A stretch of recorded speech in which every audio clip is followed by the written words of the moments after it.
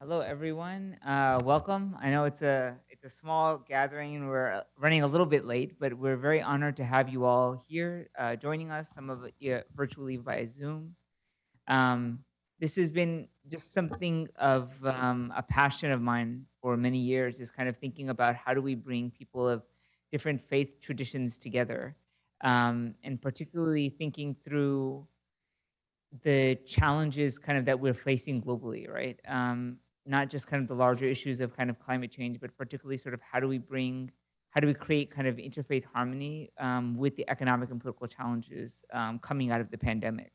And so for the last, I think I was in Pakistan a couple months ago.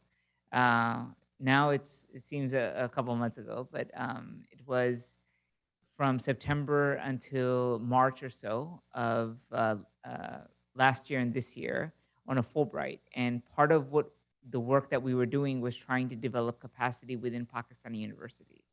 So over the last 10 years, um, the number of universities in Pakistan has almost doubled, particularly through private universities. And Pakistan is also trying to come out of, it's going through major demographic transition, but it's also coming out of sort of decades of religious sort of tension and sort of violence that had taken place because of the war in Afghanistan and sort of other reasons. And so you have a new, younger, educated population that is curious and interested, I think, in learning about the rest of the world and also, in a way, learning about its own pre-Islamic heritage as well.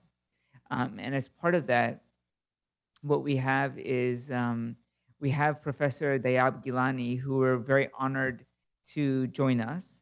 And Professor Gillani is going to be very excitingly the head of research for the equivalent of the National Counterterrorism Bureau in Pakistan. And he is kind of really, it's really exciting to have him here with us. And I'll talk a little bit about him as I introduce him.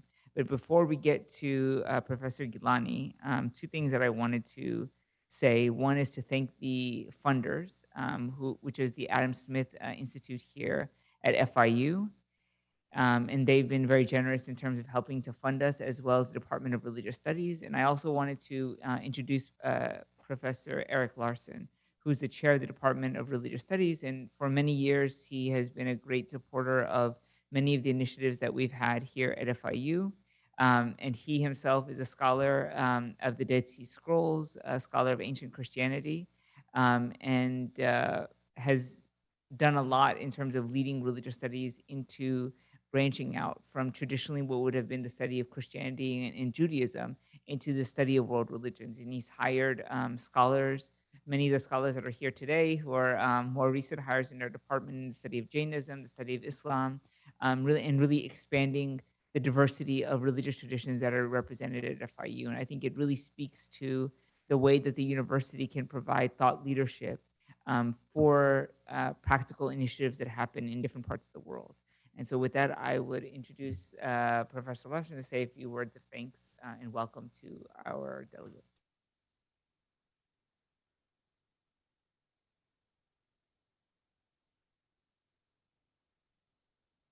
Thank you, Iqbal, and thank you everyone for coming. It's a great joy to see you all today and to have you at FIU.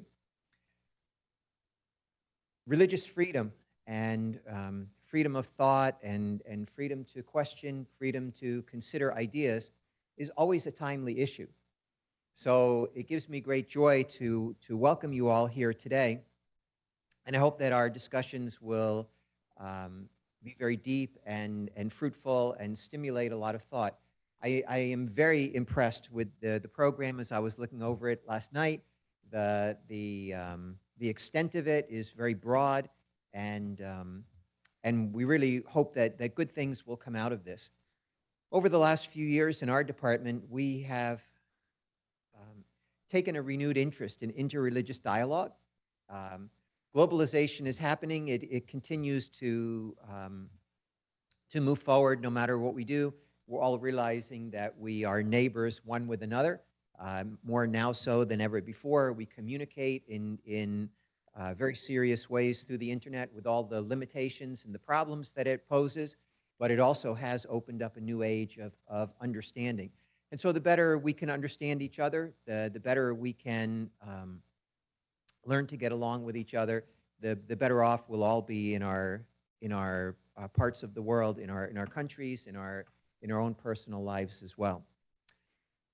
On behalf of the Dean of the School of International and Public Affairs and the administration of the university, I welcome all our scholars who are visiting today. It's our great pleasure to host you. Of course, I have the biggest thanks to give to Professor Akhtar, who has planned the whole event, and he's done such a wonderful job in putting this together. I rely on his vision and his sense of doing good in the world. It's very unusual. Everywhere he goes, I always say, he makes every place that he goes to a better place. So I give thanks to Professor Akhtar for really leading the event today. And Dr. Carlos Diaz Rosillo of the Adam Smith Institute has very kindly taken this up.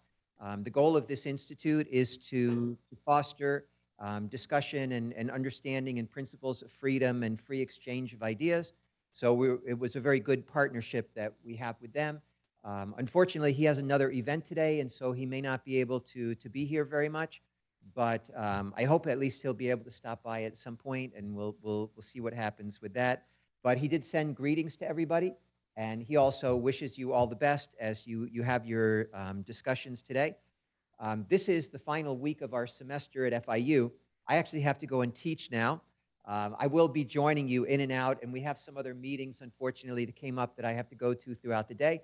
But I will be here, and I look forward to discussing with each one of you. I'll spend some time with you during lunch.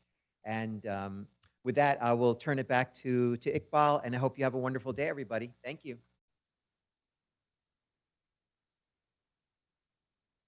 So this lecture was very generously supported by the family of Dr. Satadru Sen. So it's a memorial lecture. Professor Sen was a professor of history at the City University in New York. He was an expert in South Asian history, and he joined the Graduate Center of the faculty there in 2011. His work focused thinking about kind of inequities and hypocrisies wrought by colonial regimes in South Asia and the Indian Ocean world. His research ranged from institutionalization of discipline and punishment to global celebrity of a cricketer turned politician and its implications for understanding the experiences of subjects in imperial contexts. He had 5 single authored monographs, including Disciplining Punishment, Colonialism, and Convict Society in the Andaman Islands. He was a passionate scholar of South Asian history, and particularly bringing voices of indigenous people to the forefront. So rather than scholars writing about indigenous people, actually having indigenous people's voices heard, particularly in the Andaman Islands. So unfortunately, his passing at a young age, about 3 years ago, was quite sudden. So in honor of that, every year, Dr. Sen's family supports a lecture at FIU on some sort of topic of South Asian history. And one of the passions of the Sen family is, again, the connections between India and Pakistan, fostering communication and dialogue. And Dr. Gillani's lecture is part of that legacy. Dr. Gillani graduated. He's currently an assistant professor at the University of the Punjab in the Department of International Relations at the University of the Punjab in Lahore, which is, I believe, one of the, if not the oldest university in Pakistan. It's one of the elite public universities, and he graduated with a doctorate from the University of St. Andrews in 2017. He has an MA from the University of Warwick from the UK in 2011. He has a BA in political science. from University of Lahore, and also another MA from Quaid-e-Azam University in Islamabad. He, again, as I said before, he's a leading scholar in thinking about issues of pluralism and also violence in Pakistan. And so we're very honored for him today to be talking to us with his title, with his speech entitled Blasphemy, Religious Freedom, and Free Speech, a Precarious Nexus. And we hope to learn not only from him, but also in the next 2 days in discussions and dialogue about what are ways to understand the complex issues in Pakistan.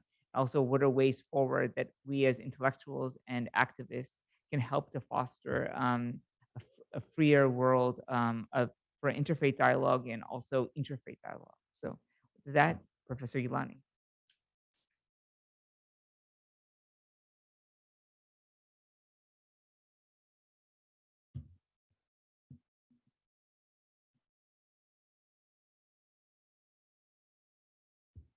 Right. Thank you, Dr. Iqbal, for a very generous introduction.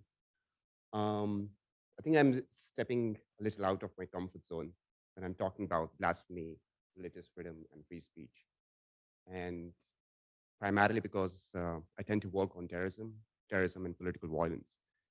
But again, because I did my PhD from the UK, and that was back in 2017. And since moving back to Pakistan, I have been trying to understand uh, terrorism, the roots of terrorism, extremism, and political violence in the country. And the thing is, again, the more you read into it, the more you read about Pakistani politics, and when you talk about terrorism in Pakistan or coming from Pakistan, you have to, again, understand the context in which terrorism is taking place. And among other things, now one of the things that tends to stand out is blasphemy. And for most of you, again, I'm not sure how much familiar you are with Pakistan, but again, talking about blasphemy in Pakistan, in whatever context, is deeply problematic. So it's again venues like this that can allow us to actually appreciate the problem, what the problem really is, and perhaps again work around the problem and try to figure out if there are any potential solutions as well. So what I've done over here, what I've done today is sort of again look at both sides of the coin. I will look at again, I'll try to again explore what blasphemy it's essentially is. And again, and I'll try to weigh both sides of the argument by looking at again those who are sort of again in favor of blasphemy laws and those who are opposed to it, as opposed to just taking one point of view whereby again academics have a tendency to sort of disregard blasphemy laws altogether. But again, and I think I perhaps belong to the same school of thought at one point, but it's after living in Pakistan and understanding the culture and understanding the context over there that you begin to realize that it's more of a slow and gradual process. It's something that will take time. It's something that you will have to be patient with.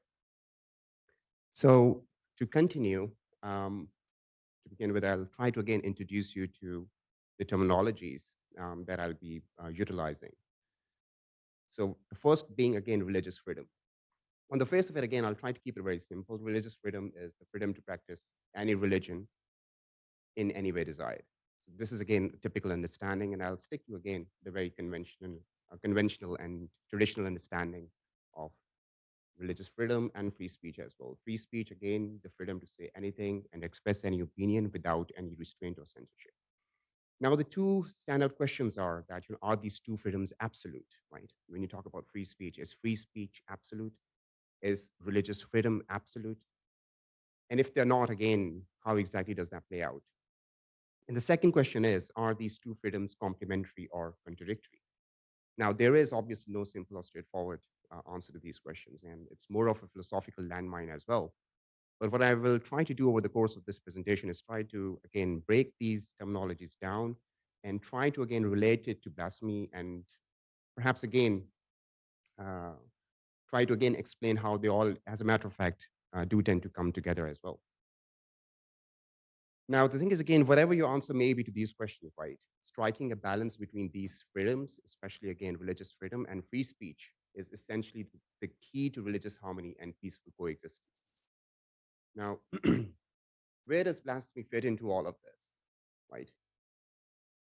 If we were to, again, there are very different understandings and perceptions of blasphemy, but typically, again, blasphemy can be seen as an unbridled, unfiltered exercise of the provision of free speech to violate, insult, mock, or criticize any of the tenets of any religion. In other words, blasphemy simply is the prerogative of free speech to challenge or undermine the practices or principles of any religion. So again, this is again my, perhaps I would say, a loose definition of what blasphemy potentially is.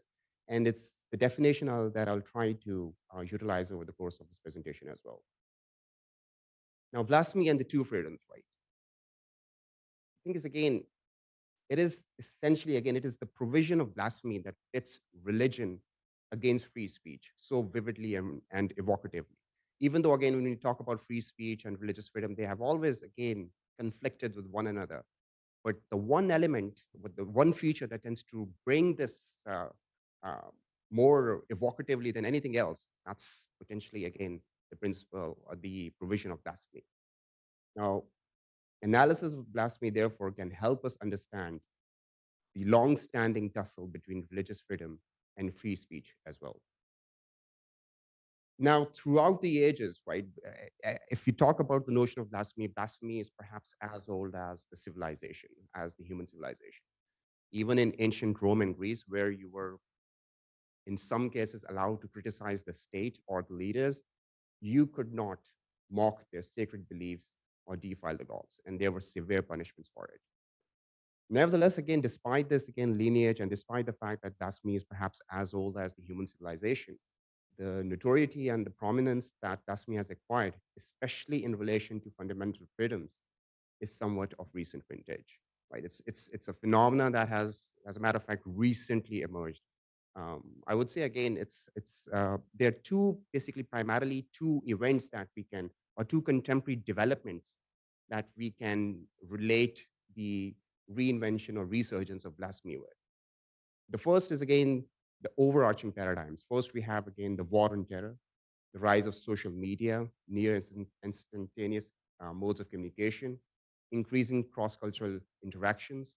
Again, in this modern world, right, of interconnectivity, of cross-cultural interactions that, and again, coupled with, again, the war on terror that started in 2001, that we confronted the problem of blasphemy. And then there are again, as opposed to again, within these overarching paradigms, there have been certain triggering incidents as well, some specific incidents. The Danish cartoon incidents, I'm sure again, some of you are at least familiar with some of these incidents. The Danish cartoon incident of 2005, then the controversial films, Submission and Innocence of Muslims. I've actually just pointed out two of the short films that particularly created a lot of problems, especially in the Muslim countries, in the manner in which, again, there were mob protests. There were a lot of, again, hundreds of people died during these protests as well. Then you have, again, you're familiar with the Charlie Hebdo massacre, the Salman Rushdie affair. So we have all, again, in one way or another, we are familiar with these incidents that have taken place. And all of these incidents have been, again, taking place within these overarching paradigms on war and terror, rise of social media, and so on and so forth. It's what these overarching paradigms have sort of facilitated um, um, these incidents, as a matter of fact, and the fact that, again, one of the reasons why these incidents were so pronounced or became so influential is because, again, they were operating within these overarching paradigms. Now, because of, again, these recent events, because of these events that have taken place, there has been an unprecedented reaction to blasphemy laws, both for it and against it. Now, led by the OSCE and again at the United Nations as well, there have been numerous, again, deliberations and discussions as to whether we should have some sort of blasphemy laws. The OIC, the Organization of Islamic Countries in particular, is strongly pushing for blasphemy laws. And they have had the support of the Secretary General as well. But as a result of all of this debate going on, there's also a strong backlash, especially from the Western countries, who do not want any kind of blasphemy laws in place. Although there are certain countries like Canada, which still has some form of blasphemy laws. But nevertheless, generally speaking, there has been a strong opposition to blasphemy laws. Now, acceptance or rejection of blasphemy laws, this is where it gets interesting, because the acceptance and or the rejection of blasphemy laws is increasingly being seen as the litmus test for determining who will ultimately win the war between the two freedoms of speech and religion. And this is what exactly makes blasphemy interesting. This is what again sort of again points towards this nexus between blasphemy, between freedom of speech, freedom of religion, and blasphemy. And this is essentially what we'll try to investigate as well. Now, what I've done is again, I've tried to identify a number of variables, 10 to be precise, which are used against blasphemy laws, right? Protecting religions at the expense of freedom of speech is an unacceptable balance inherent to blasphemy laws. So this is again the prevailing perception as well. Within the academic discourse, you find a lot of people who strongly oppose the idea of blasphemy laws. But it's important to actually break those points down as well and to see what exactly are the issues with erecting blasphemy laws. So that's what I've tried to do as well. The first is, again, the definitional and conceptual issues. Again, I tend to focus a lot on definitions, narratives, construction of narratives. And part of this has to do with the fact because I did my doctorate on the definition of terrorism. So it was more of a philosophical investigation. But nevertheless, again, I think the definitions and concepts and conceptual issues are extremely important, and especially for terminologies that are as decisive as blasphemy. So it has no agreed definition. There is no universally agreed definition. There is no universally agreed understanding of what blasphemy essentially is. It depends upon interpretation, culture, context, and perception. Now, if that's the case, right, how can you codify something that cannot be defined? Now, this is again one of the foremost critique against blasphemy laws. The second is again a continuation of the first point, the relativity of blasphemy. Now, the problem with not having a definition or one particular universal understanding of blasphemy is that it leads to this fluidity of understanding that we tend to associate with blasphemy. So what one culture considers hate speech or blasphemy, another may consider an integral part of their culture, right? So this is the problem of relativity is again something that is frequently pointed out by various academics. I've sort of again taken some extracts from different academics just to support the argument or the case that I'm making. So especially again, if you look at Abrahamic faiths, right, Islam, Judaism, and Christianity, some of the fundamentally held beliefs within Islam perhaps could be blasphemous as far as Christianity is concerned, and vice versa. So this is again one of the inherent problems, the starting problems with blasphemy, a pretext for political exploitation. Now, the thing is, again, there's this critique that, and it is again, there's this legitimate critique that blasphemy laws are a tool of power politics, right? They are a cover for political ambitions or to just simply mask your political incompetence. And this is especially the case with developing countries like Pakistan, because again, when you talk about Pakistan, Pakistan is a country, a troubled country, which has a long history of political instability. And as a matter of fact, over the course of many years, the blasphemy laws have been utilized by the states or again by this coalition between the government and the religious um, elite within the country to sort of again mask the incompetence because you direct the people in a certain fashion so that they don't focus on what your incompetency is. So in order to again the idea is to create a rally around the flag effect to basically again change the direction of the people so they won't question the government. Now, the fourth point, the religious speech should by default be limited. It's more of a controversial point, but it's a point that is often made by some hardcore critics of blasphemy laws.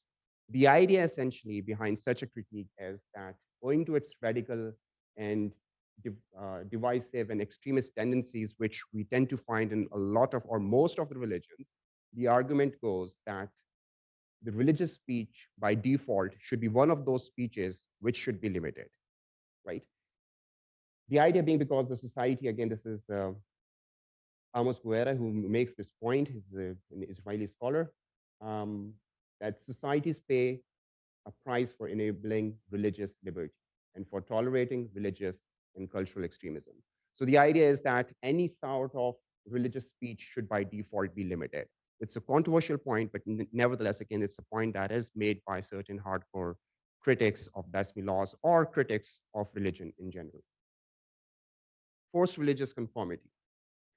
Now, the next idea is, again, it relates to, again, creating a religious conformity, which is often done by the majority in a certain country, right? Blasphemy laws, restrictions, coerce religious conformity, and forcibly silence criticism of dominant religious ideas, right? Within these societies, those who oppose either the dominant religion or political establishment can easily be accused of apostasy and heresy.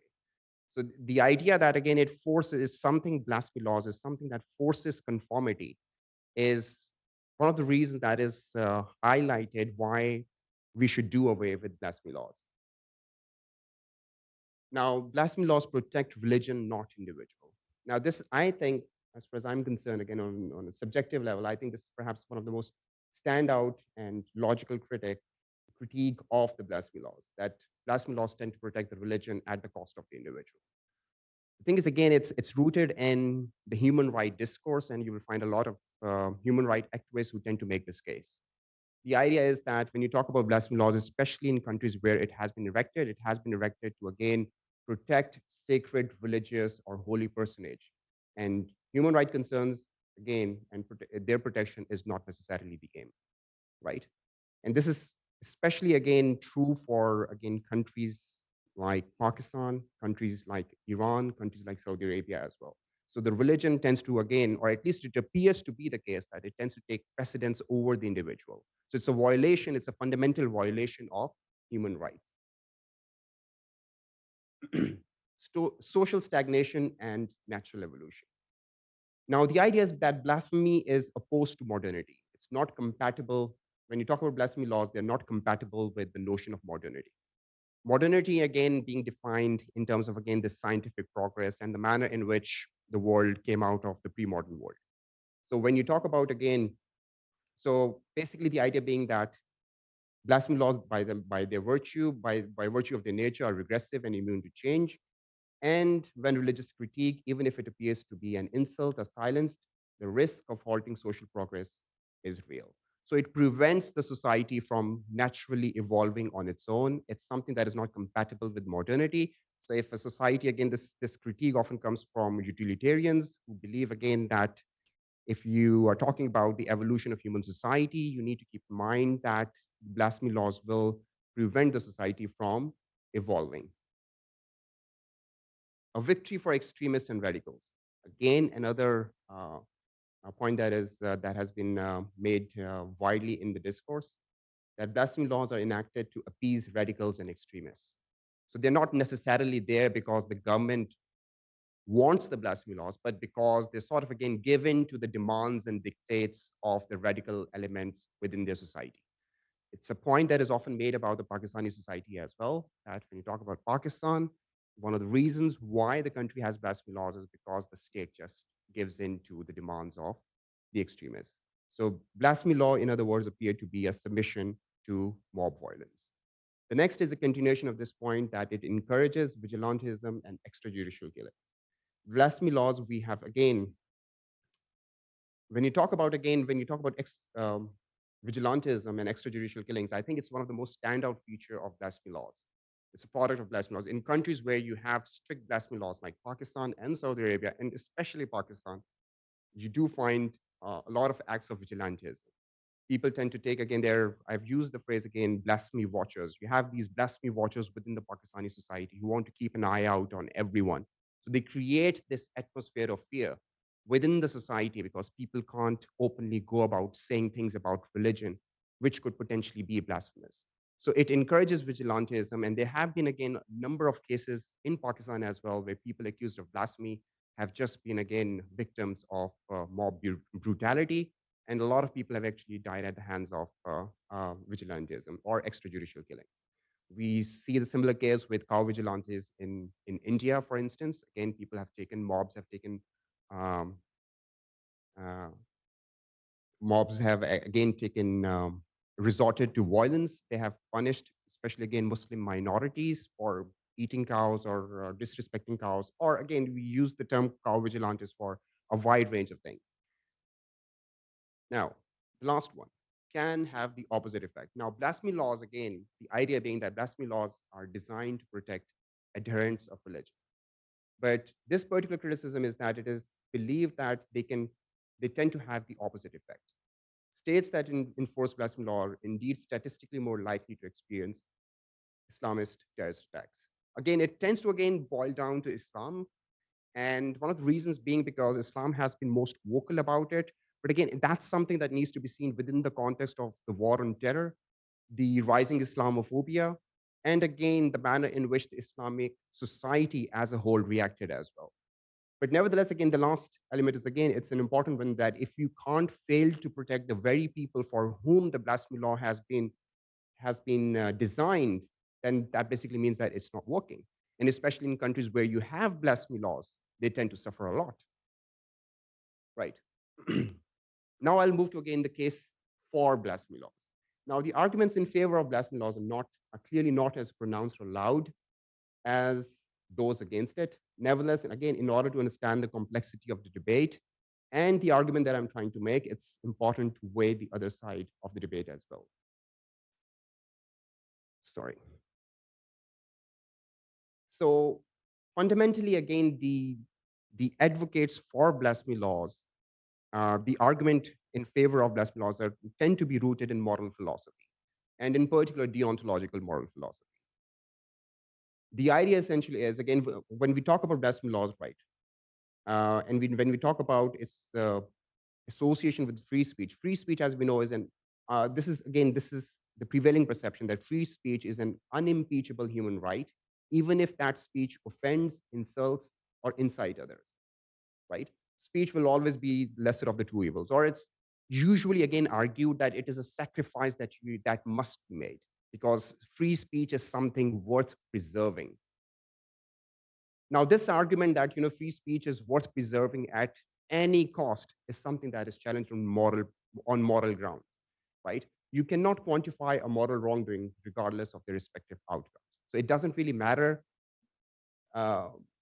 what free speech tends to accomplish as a whole, but it's also again a sum of its all parts, right? So you have to look at again the negatives that the free speech is doing, and you have to take that into account as well.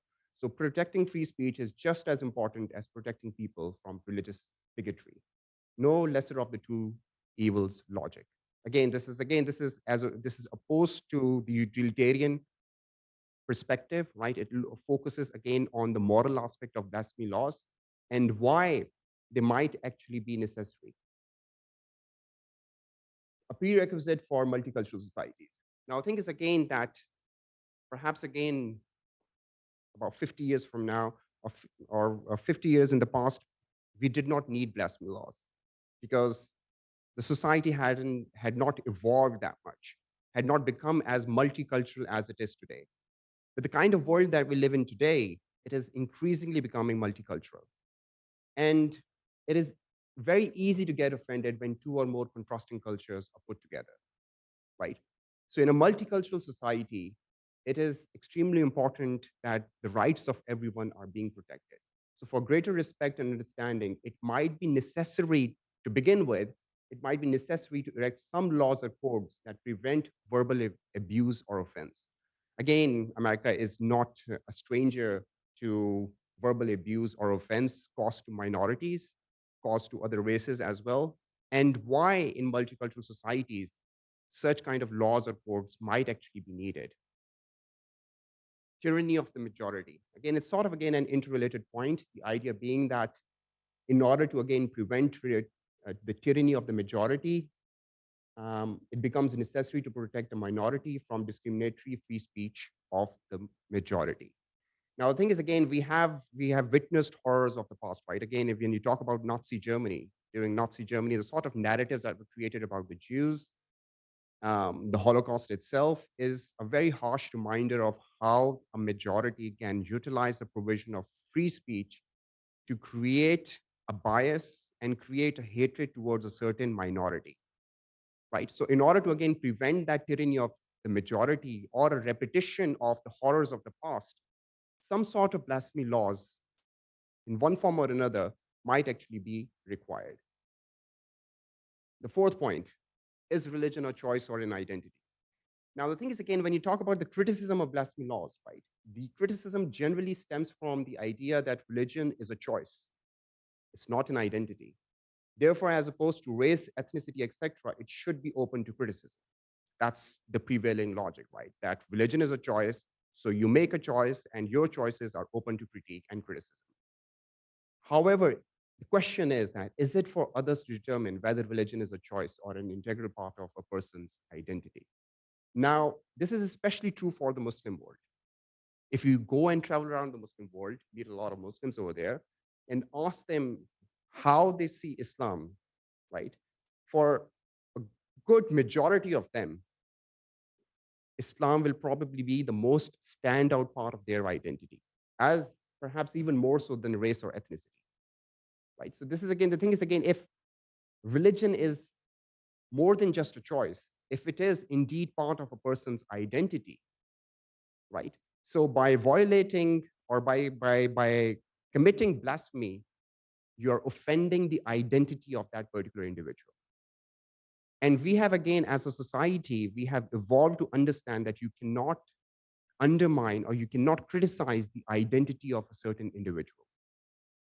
Or free speech should not be given the provision to insult the identity of a person. So this idea is that for a lot of people, religion is not a choice. Religion is an identity. It's an integral part of a person's identity, especially when we are talking about the Muslim world. So keeping that in mind, we have to again make a case for, again, blasphemy laws. This is again the starting assumption. Protection against hate speech, bigotry, and discrimination. Now, again, it's something that we are familiar with, sort of, again, conflating blasphemy laws with hate speech, bigotry, and discrimination. Especially after 9/11, again, Islamophobia was a very serious problem in the West, and it was actively being facilitated by the provision of free speech, or under the guise of free speech. So it was again argued at the time that Europe should have developed some form of blasphemy laws to protect its vulnerable Muslim community. And if it had some sort of a blasphemy law, then perhaps again, the Muslims would not, or the Muslim community in the European country, or for that matter, in the United States, wouldn't have been discriminated against as much. Driving hate speech underground. Now, the thing is, again, while formal laws and provisions against blasphemy may drive the movement underground, it will send a very clear message to all bigots, racists, and xenophobes that their hate speech has no place in the public domain. And I find, again, this particular argument made by Jeremy Waldron really brilliant, that it is sometimes objective that such laws simply drive hate underground. But in a way, that is the whole point. We want to convey the sense that the bigots are isolated, rather than permit them to contact and coordinate with one another. So generally, again, the critique of, of blasphemy laws, it has encouraged a lot of academics to suggest that, you know, if you're going to ban the hate speech and if you're going to ban blasphemy altogether, then you're just going to drive it underground, right? It's still going to be there, and that is perhaps more dangerous. But this is the exact opposite argument, that this is essentially what we want to do. We want to drive it underground because we want to convey a very clear, unambiguous message that it has no place in the public discourse. It has no place in the public domain. You can go ahead and, again, talk within your closets, but not outside them. So that's essentially is the idea. The thing is, again, there is both an upside and a downside to blasphemy, right? The matter is not as simple and straightforward as it appears otherwise. And that is essentially what I have tried to do over here as well. Blasphemy is deeply intertwined with the provision of free speech and religious freedom. And this somewhat precarious, unresolved nexus is a threat to religious harmony and peaceful coexistence. Now, the thing is, again, if they are intertwined in this way, is there a way around to resolve this nexus? Must all blasphemy laws and hate speech be sacrificed to preserve free speech, or vice versa? Or is there a way around it? Now, by taking up, again, I'll just take another 5 or 10 minutes. By taking up the case of Pakistan, I'll try to demonstrate that there is perhaps a middle ground that can help elevate some of these simmering tensions. Now, this is just, again, a model that I propose, and it sort of, again, brings together the provision of free speech and religious freedom together, and basically an understanding of the blasphemy laws or what they tend to stand for. And then again, propose a model. Now, again, the first question and the obvious question would be, why Pakistan? Well, for a start, again, I'm living in Pakistan at the moment, and I am getting to observe this firsthand. And I think having lived in the UK for roughly about 7 years, it was, when I went back, it was initially very difficult for me to settle down. And especially again, to come to terms with the perception of free speech, the prevailing assumptions regarding blasphemy. And it takes you a little time to get over it. It takes you a little time to adjust there as well. But nevertheless, again, when you talk about Pakistan, right, Pakistan is probably, again, best known and most highly criticized currently in existence, insofar as its blasphemy laws are concerned. In no other country have more people been prosecuted for committing blasphemy or killed extrajudicially for blasphemy-related offenses. And that in itself, again, explains why Pakistan is, again, a good starting point, especially, again, if you want to figure out, again, what blasphemy is and how blasphemy has an effect on the society. Now, one of the things that you need to know about Pakistan is that within the context of Pakistan, blasphemy laws are untouchable. You can't talk about blasphemy laws. There is, again, the people that have attempted to question the blasphemy laws, they have, again, they have taken what we tend to usually do is take a binary approach to it. Either you have them or you don't have them. So, but the people who openly criticize blasphemy laws, that we don't need any blasphemy laws, it hasn't worked.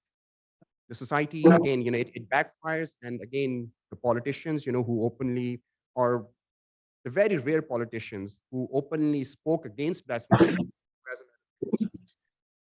so it is a serious issue. But with that being said, there is a way around it. How to tackle blasphemy-related issues in Pakistan. Now, the first thing that I propose, or again, it's more of a suggestion to the world at large, is again that societal laws evolve, they do not just dissolve. And it's something that we need to keep in mind as well when we're talking about Pakistan. So for those people who believe that Pakistan should just do away with their blasphemy laws, it's not as simple. You have to be patient. You have to understand that sometimes, again, especially again, when you talk about religious sensitivities and the laws that it generates, right, they tend to gradually evolve over time. It has an evolutionary process, right? Religious tolerance does not develop overnight. It has to be nurtured. It has to be, again, it goes through this evolutionary stage. And the more you try to provoke it, the more violently it is going to react. And that's been the case with Pakistan, because most of the people that try to talk about blasphemy laws just have, again, this one-dimensional view that you need to just do away with it. It's not as simple. That's just not going to work. So too much critique has proven to be counterproductive, right? So the first solution is give it time. Understand that it is protein in nature. It's evolutionary. It will take time. And then again, instead of, again, being totally disrespectful of it or what they tend to stand for or the damage that they have done over the years, you need to understand that for the time being, at least, they are there and they will stay around for the foreseeable future. But nevertheless, again, give it time, and over the passage of time, perhaps, again, some alterations or changes could be made. The second is introducing a repentance clause. Now, Pakistan has the strictest punishments for blasphemy, and there is hardly a middle ground. Usually, again, people are not really necessarily, again, there is a death penalty for blasphemy in Pakistan, the most serious offenses, right? Insulting the Prophet Muhammad, for instance, right? Insulting the Holy Quran, for instance. However, again, the people that have been accused of it haven't actually been given the capital punishment, but they are put in prison more or less indefinitely, right? And as a matter of fact, in most of the cases, people are more vulnerable to fall victim to mob violence. So because, again, you have, again, this strictest of punishment, right? Again, that there is a capital punishment in place. What you could, for instance, do, again, we're not talking about abolishing the blasphemy laws. What we're talking about is, again,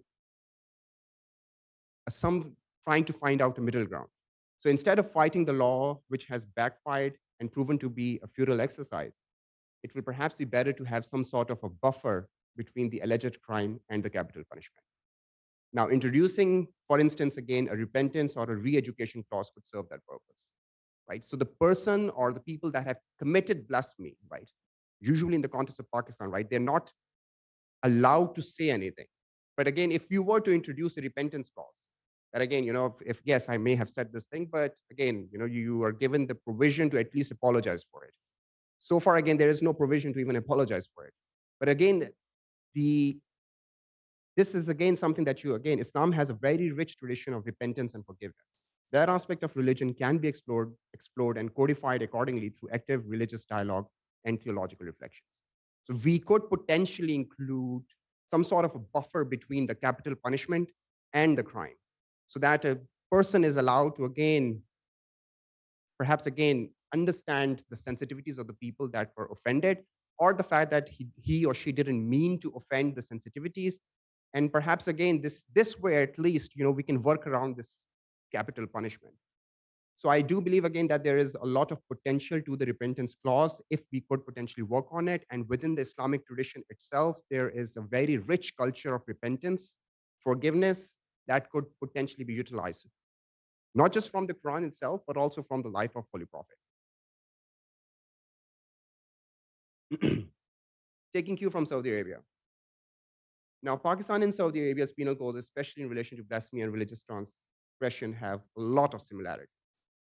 Both have a Sunni majority, and more importantly, both follow the Hanafi school of thought, right? So this sort of again brings Saudi Arabia and Pakistan a lot closer to one another. And most of the times within Pakistan, a lot of people wouldn't necessarily question if something is coming from Saudi Arabia. Now, what I believe is potentially again a good sign is again the sort of reforms that are I think sitting in the United States or sitting in United Kingdom, it's hard to see the sort of reforms that are taking place in Saudi Arabia. But if you're sitting in Pakistan, right, there are significant reforms that are taking place in Saudi Arabia. Insofar as again the perception of religion is concerned, insofar as again the role of women is concerned. So there is again a transformation at place under Mohammed bin Salman that is taking place in Saudi Arabia, especially in relation to, again, the various religious injunctions and the conflation of religion and politics. And I think that in itself offers an opportunity for a country like Pakistan. People in Pakistan will not resist a change in Islamic laws, especially if that change is being taken from Saudi Arabia, right? So regular interactions with with the religious clergy of the reforming Saudi Arabia and mutual public discourses over sensitive matters could help soften the force of blasphemy laws in Pakistan. Now, balancing blasphemy with blasphemy. Now, blasphemy, again, as we know, again, we discussed in the beginning, that blasphemy has no clear definition. It has no absolute understanding. So taking advantage of this inherent ambiguity, accusations of blasphemy could be warded off by counter accusations of blasphemy. Provisions for this are abundant in the religious tradition. The Prophet Muhammad, Quran, and Hadith would not have approved of such a violent overreaction as an example, for instance. Usually, again, in Pakistan, right, there's this hidden discourse within, again, certain secular sections that even if you talk about Islam, the Prophet Muhammad would not have approved of this behavior, or the Quran would not have approved of this behavior, right? But people don't actually talk about it, right? Because then again, the idea being that, you would be accused of blasphemy, but what I'm proposing over here is that, you consider an overreaction, a violent overreaction to an alleged incident of blasphemy in itself case of blasphemy. And that is, again, there is an active discourse that can be built around it. This is something that is not allowed by the religion. This is not something that is allowed by the traditions of Islam. And this is something that, again, it's something that needs work. It's something that needs dialogue within, again, the religious community or within, again, the academic community as well, as to how potentially these extrajudicial killings or mob violence could potentially be blasphemous in itself. And that is something that could potentially be worked on. Interfaith dialogue. Now, while an interfaith dialogue is a necessity for religious harmony, before that, however, in a diverse sectarian country like Pakistan, it is first imperative to have an interfaith dialogue. This is one of the first things that we need to do. You would be surprised that a lot of sects, there are a number of different sects of Islam being practiced in Pakistan, but there is no collaboration between them. They don't really, again, there are no forums where they can actually come together and discuss different issues. But if you encourage an interfaith dialogue, one of the first things that you will find out is that some of the fundamentally held beliefs by different sects, which appear to be, again, very close to one another, could potentially be blasphemous for the other sects. So basically, again, the idea is that such a dialogue will expose the inconsistencies of the numerous sectarian denominations of Islam, since accusations of blasphemy first stem from within. So the realization that, again, when you're accusing the West of committing blasphemy, you realize that, again, first and foremost, blasphemy is being committed by other sects. It will just allow you to reevaluate things. Intra-faith dialogue is something that can allow you to confront very difficult realities, your own reality, and again, the reality of your own religion. Will force people to confront harsh truths and become more tolerant of outsiders. Again, this is the hope, at least. So in conclusion, opinions over blasphemy are not as binary as they're often made out to be. Free speech, freedom of religion, and blasphemy are not necessarily contradictory forces. Without free speech, there can be no religious freedom. And without religious freedom, we can never truly claim to have free speech. The two do indeed complement one another, and neither can truly be accomplished by compromising the other. And I think what I have tried to show over here as well is that, again, insofar as my solutions or recommendations are concerned, insofar as, again, the different debates regarding blasphemy laws as to whether we should have them or not have them, that in itself shows that you cannot really have free speech without religious freedom and vice versa. And to assume otherwise, that we will have to sacrifice either of the two, is, I think, it's a misplaced notion. It's a misplaced notion, and it's something that we need to reevaluate as well. Thank you.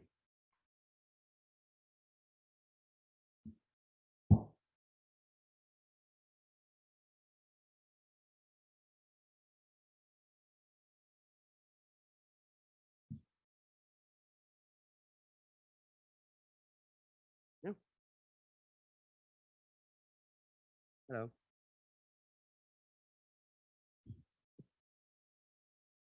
Right.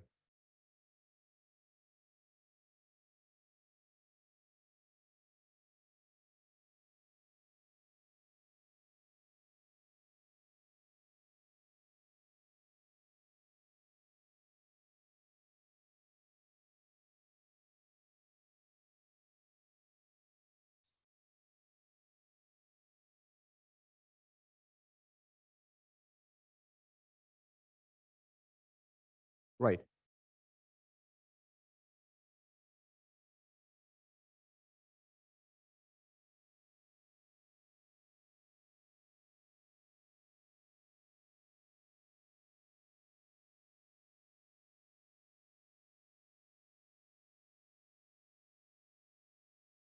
Well, the thing is, again, I mean, it's a good question. In the context of Pakistan, religion and the state are conflated.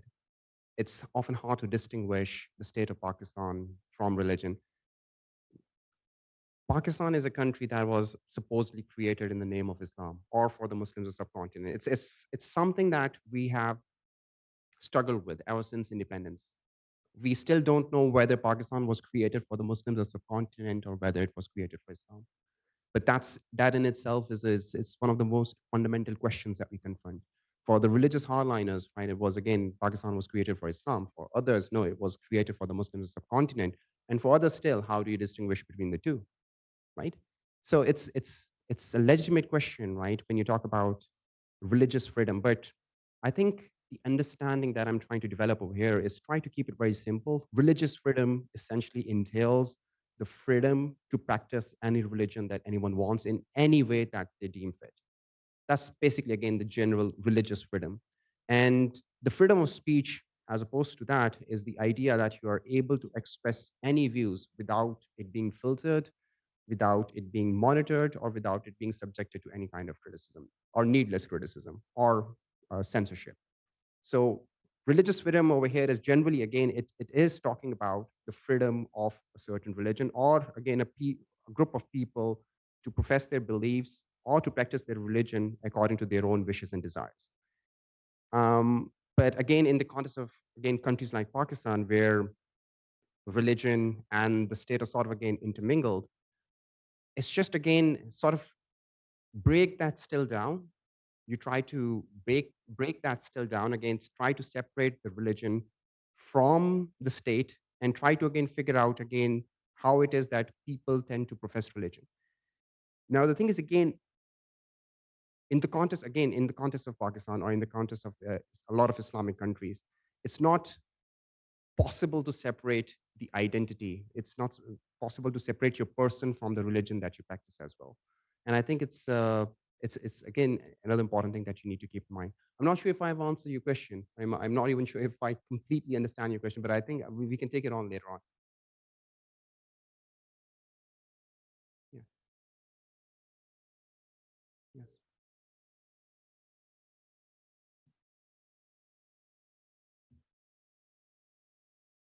Right.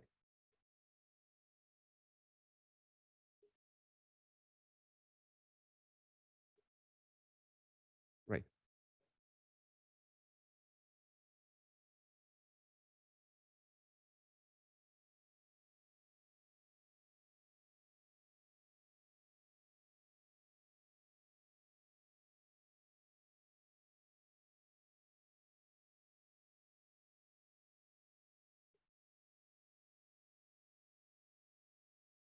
Right.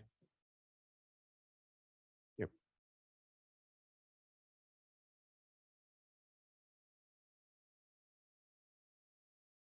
Right.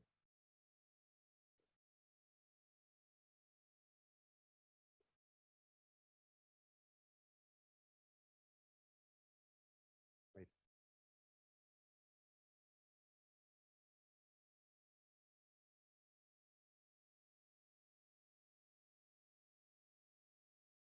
Right.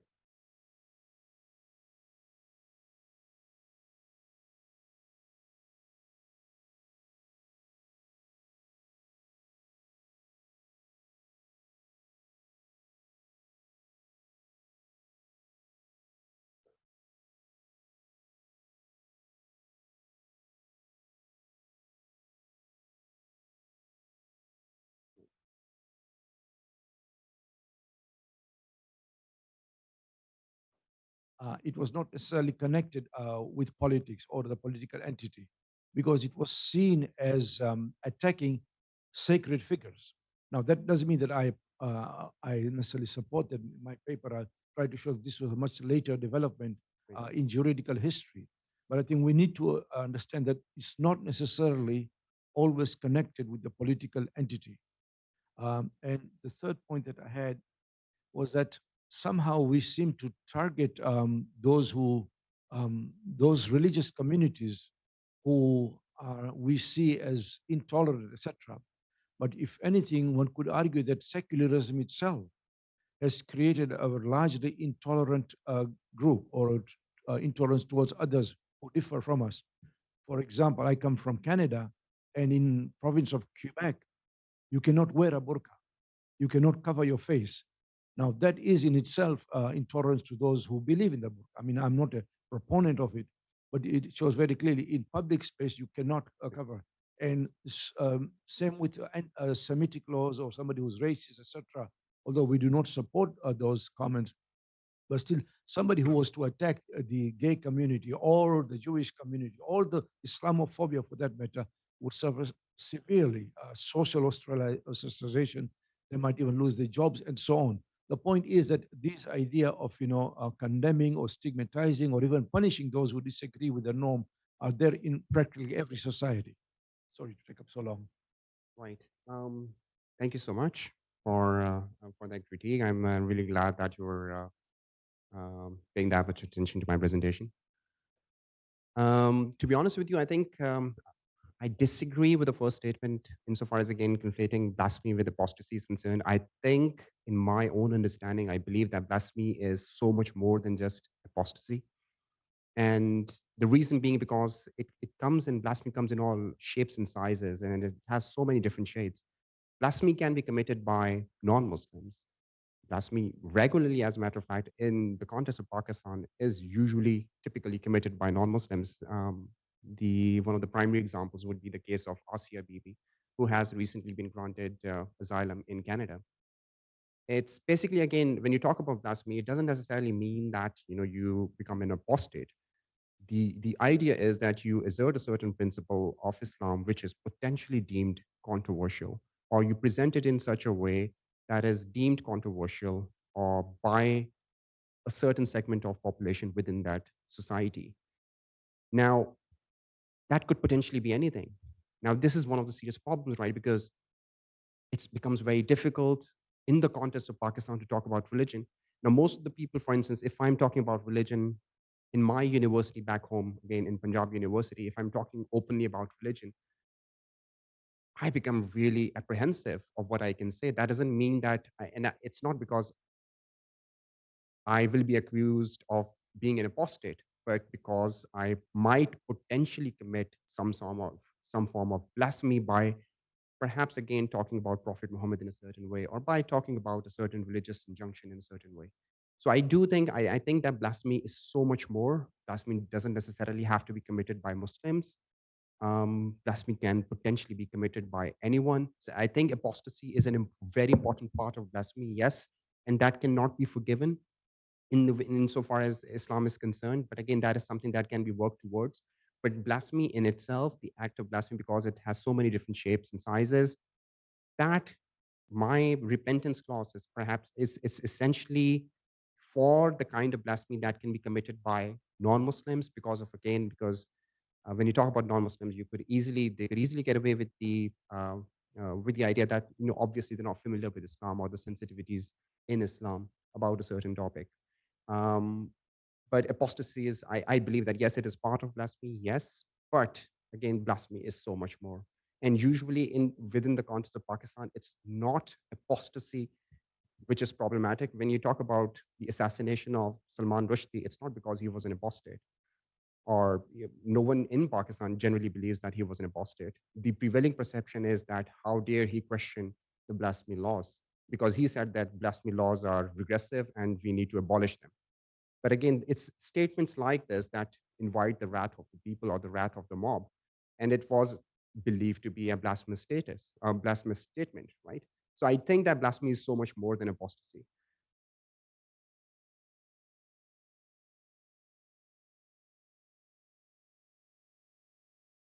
Right.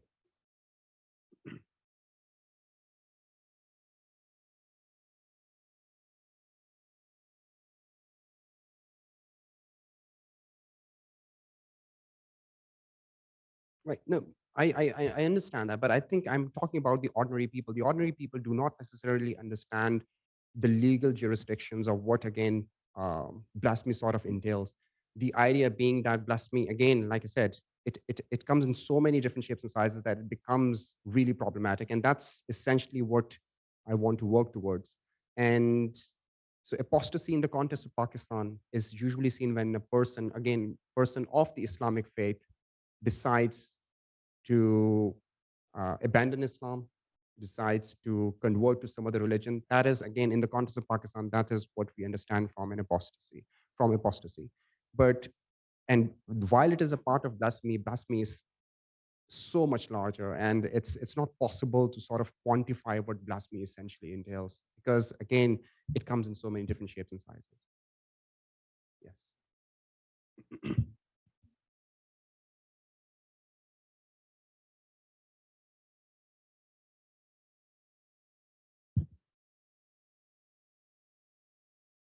Um,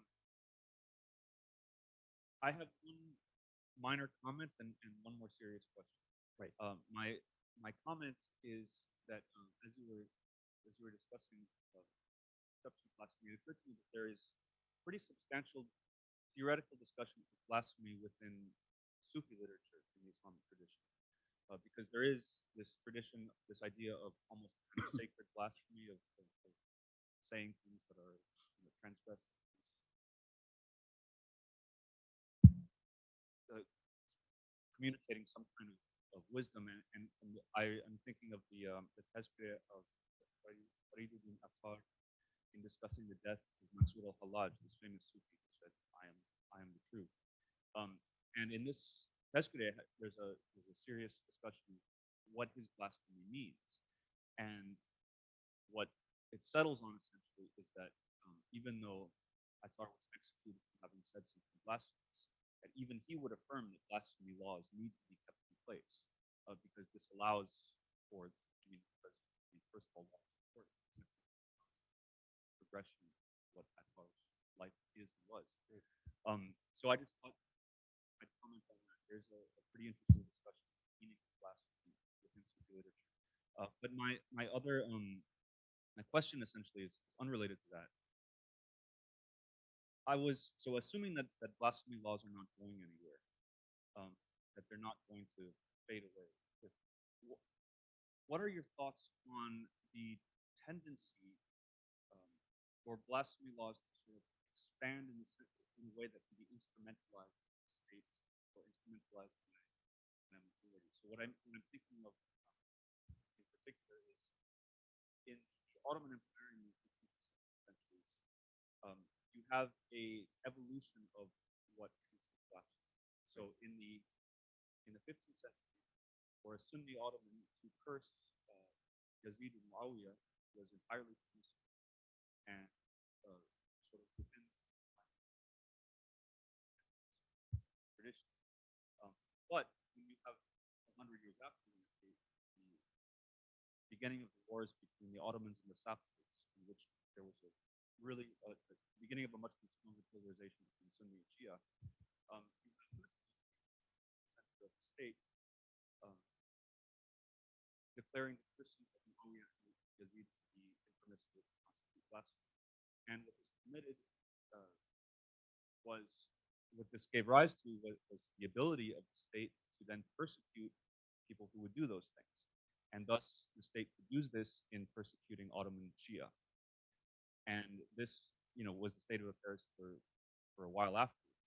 So what we saw here is blasphemy laws expanding and being instrumentalized as part of this geopolitical struggle between the Ottomans and the Safavids. So I guess what I was wondering is what thoughts you have on that issue, on the instrumentalization of an expansion of blasphemy laws, both by the state and and its potential for sort of majoritarian tyranny that may sort of evolve over time. Right. Very useful suggestions. I want to clarify one thing. I'm stepping outside my comfort zone. I'm actually a scholar of terrorism studies. But this is something that interests me. And it's based on, again, my experience of living in Pakistan for the last 5 years, interacting with the people. And because, again, I'm interested in blasphemy-inspired terrorism, which is sort of, again, more of a novel and a recent phenomenon. So I'm, again, still learning about what blasphemy laws essentially entail. And the idea behind this conference was to, again, to kickstart a discussion and to hopefully, again, help me, again, understand the legal aspects and the theory behind blasphemy laws and, generally speaking, the notion of free speech, religious harmony, and so on and so forth. I agree with you in a sense that perhaps, again, when you talk about the blasphemy laws in Pakistan, again, they're just very generic. They're way too generic and way too broad. And that leaves so much room open for interpretation, or the fact that, or for blanket assertions. So perhaps, again, instead of, again, getting rid of them, the first point should be to further codify them so that you know exactly when blasphemy is actually being committed. I think that's a very useful suggestion. And but the thing is, again, the problem essentially is that in a country like Pakistan, when you erect such laws, it becomes very difficult to revisit them. This is just one of those things, again, because historically speaking, right, in the last 30 years, anyone who has tried to touch the blasphemy laws, right, it's sadly, again, a legacy that has been left by a military dictator, Ziaul Haq, back in the 1980s. And it's an unfortunate legacy that we live with today. But anyone that tries to touch the blasphemy laws in any ways, whether or not you want to expand it or however you want to codify it, that could potentially be problematic. But with that being said, but as long as you're willing to talk about blasphemy laws, or you accept the premise that, all right, you have blasphemy laws, we accept them, and within this set premise, we are going to work around it, then perhaps, yes, it could happen. But again, there's the other side to it as well. Yes. Right. Right.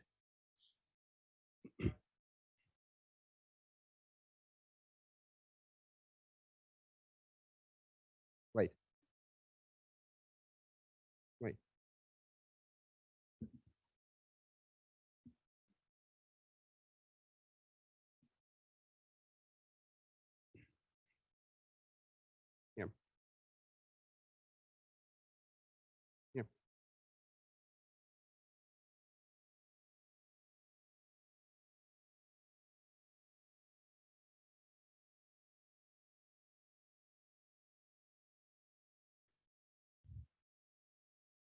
Right. I think as far as the Jain Mandir is concerned, there's a lot of people are somewhat attached to it as far as Lahore, the Lahoris are concerned. So I think insofar as the Jain Mandir is concerned, I think that would probably be still be safe. Um, I think the retaliation they did for that is again something that has been going on. This is again how you conflate religion with politics in both India and Pakistan. But nevertheless, again, specifically talking about the Jain Mandir, I think you don't have to worry about it because a lot of people in Lahore are really attached to it, the heritage, the history of Jain Mandir. It's still called the Jain Mandir. There's a stop actually called the Jain Mandir stop. So so I don't think that will be an issue. Usually, again, I think in Pakistan, whenever again an incident like this in India happens, because we have such a small minority of Hindu population in Pakistan, usually we don't see the people taking it out on the Hindu minority in Pakistan. What you typically tend to see in Pakistan in retaliation to atrocities committed on Muslims is more of a political reaction or the fact that again you might see some sort of insurgency in Kashmir or in some other form an attack on perhaps a military installation, etc. But I think the religious minority, the Hindu minority, is typically spared primarily because there is a very small Hindu minority in Pakistan. Yes.